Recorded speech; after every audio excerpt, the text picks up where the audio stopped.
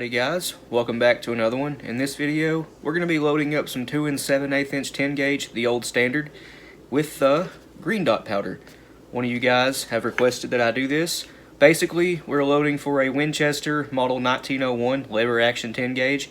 If you guys don't know about that, it's a pretty cool gun. The original Winchester model 1887 shotgun is a lever action, and if you guys don't know what it is the shotgun that was used in the Terminator movies. Lever action 12 gauge, that's it. Now, the 1887 was produced in both 12 gauge and 10 gauge, but they were black powder only. 10 years later, in 1897, Winchester came out with the model 1897, which, as you guys know, is a pump action shotgun, exposed hammer, slam fire, really cool gun also. But in 1901, well, they still wanted to make the lever action guns, but they didn't want to hurt the sales of the 1897. So what they did is they beefed up the action, made it a little bit stronger for the original 1887, and only produced it in 10 gauge. The model 1901 is rated for smokeless powder, but it being a 10 gauge, you would think, okay, 10 gauge, really powerful cartridge, 3.5 inch length. Not here. This gun, the 1901, only has a 2 7/8 inch chamber, but again, it is rated for smokeless powder. And the top end load for those, considered by most people, is 1 5/8. There is actually load data out there. I do have some for 2 ounce loads in 2 7/8 inch 10 gauge, but we're not doing that today. We're just sticking with the old standard field load for a 10 gauge, 2 7/8 inch length, which would be 1 1/4 ounce. I have actually loaded shells for a couple people that own Winchester model 1901s, but guys, I've never fired one, and that's something I really want to do, but those shotguns are really expensive, and I've never seen one in person. Jaron has, my brother, if you guys watch our videos regularly, he went to a gun show, I believe, last year, and he found one, although it was way out of our price range. Still a very cool gun I'd love to own someday. So this load data comes right off Alliance website for a 1 1/4 ounce load using green dot. The max powder charge is 29 grains. If you hear that, that's my dog walking in the background. But yeah, 29 grains using a Remington hull, a Winchester 209 primer, a Remington SP10 wad, and these are optional depending on what you're loading. A 16 gauge nitro card. This one is 70 thou.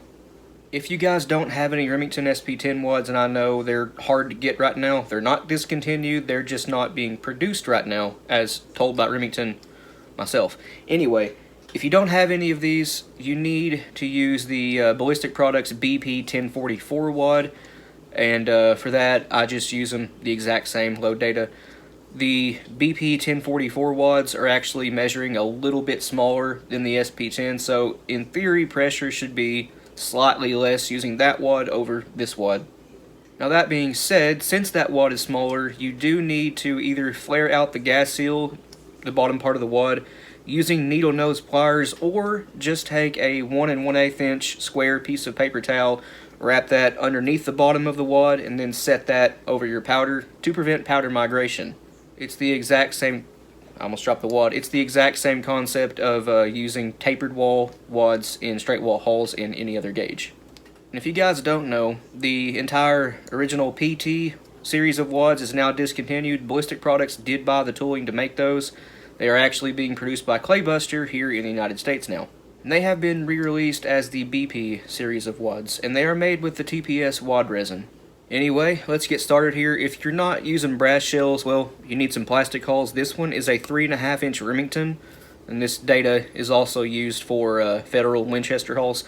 But you need to trim the hull down to 2 7/8 inches, and to do that, I'm using Gary Caskey's 10 gauge adjustable wad trimmer, hull trimmer, but I have the blue tape on here just to make the guide a little bit thicker to give it a more even cut, although this thing does a really even cut to begin with. But I have this set to do a roughly 3 inch length right now, and that's because I like to take my shells down to 2 7/8 inch in increments. But all you do is stick it on there, and you can see how this is working. You just turn it like that. It's that easy. As you can see, it's pretty much even, but like I said, I like to work it down to 2 7/8 inch. Let's see what this is measuring right now. It should be roughly 3 inches. Yep, it's a little bit longer actually. 3.05. Let's keep going. These have a Phillips head screw in it, and all you do is just turn it, tighten or to loosen it to adjust the length of trim you want. A little bit more going. This right here should be the final cut, guys. Should be right at 2 7/8 inch right here, and we do have the hull completely even across the top. Can't really ask for better than that. And we have a total length of 2.87 inches, so just a fuzz under 2 7/8. We're right at it. If you want to fold crimp these, you can get a hull skiver or skeever, I don't know. But I have one. We're not fold crimping this though, we're just going to roll crimp it, but yeah. 2 7/8 inches, we're ready to go.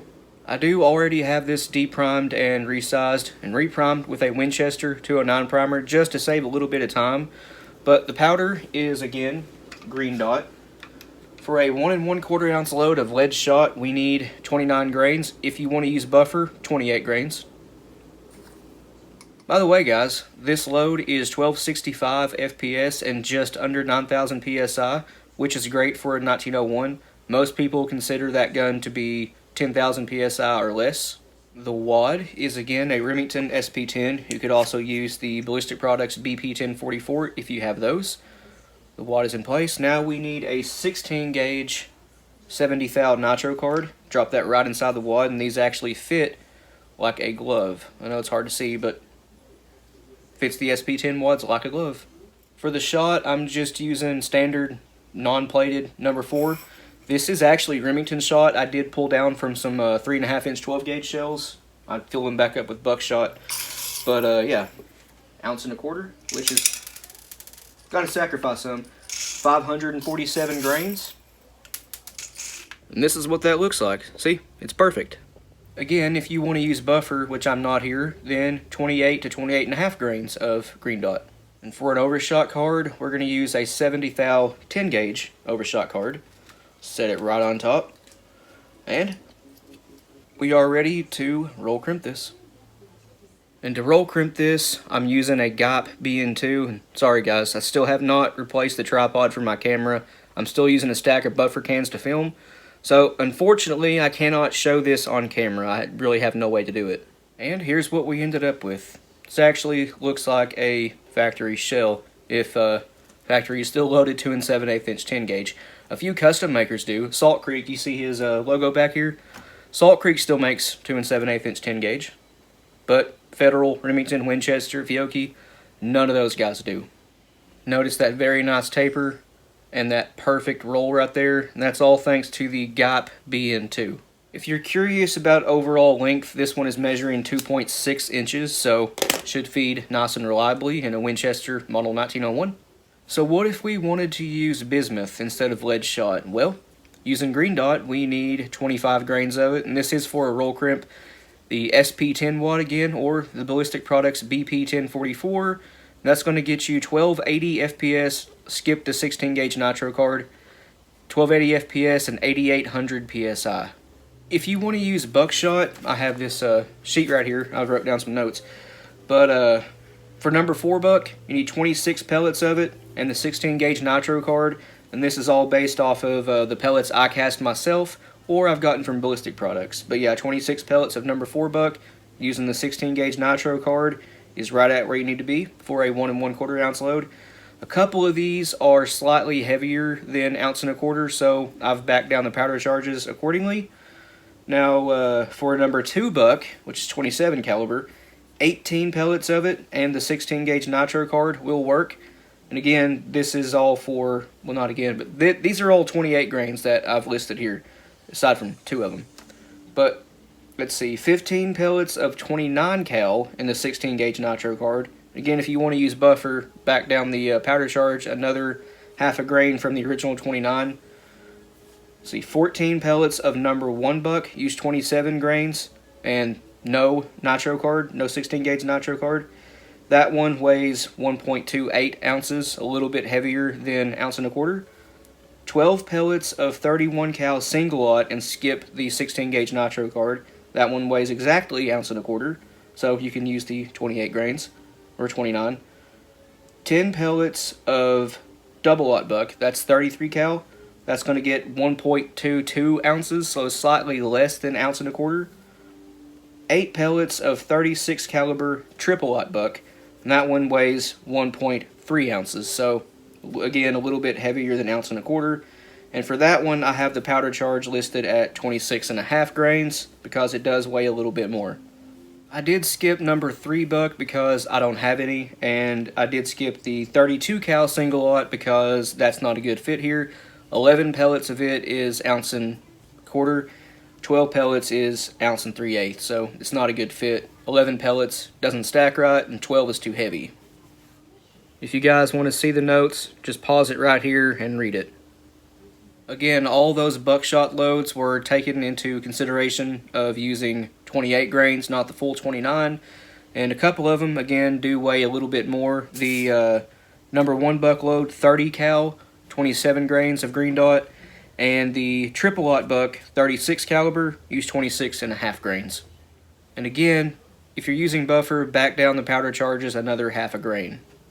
If you're wondering why I didn't load any of these buckshot loads of the bismuth on camera, it's because I've already got a bunch of 2 7/8 inch 10 gauge already loaded, and I do not need any more at this time. The reason I loaded one with lead birdshot is because I figured most people that own the Winchester 1901s want to use them for stuff like pheasants, squirrel, rabbit, things like that. But there are people that want to hunt deer with them, so I included some buckshot loads and, of course, waterfowl hunting, so bismuth. This was a pretty fun video to make. Loading 10 gauge is always a lot of fun. Normally I fold crimp my 10 gauge shells, but sometimes I roll crimp the 2 7/8 inch. I do have a Lee load all set up in 10 gauge, as you can see here. So the majority of my 10 gauge loads are fold crimped. But anyway, guys, I think that's going to do it for me. Please like and subscribe. We always appreciate that. If you have any questions or comments, leave them down in the comment section below, and we'll get back to you. And if you want to, go check out our Patreon. It's as low as $1 a month, and you guys get early access to content. A link to that, as well as our Instagram and Rumble accounts, will be in the description below. But other than that, you guys take it easy, and we'll see you in the next one.